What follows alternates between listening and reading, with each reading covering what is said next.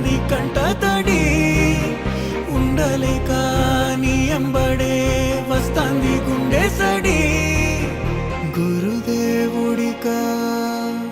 ఇంతటి శోకం వెలివేసినదా పాపపు లోకం మహారాజయ్యా మహారాజయ్యా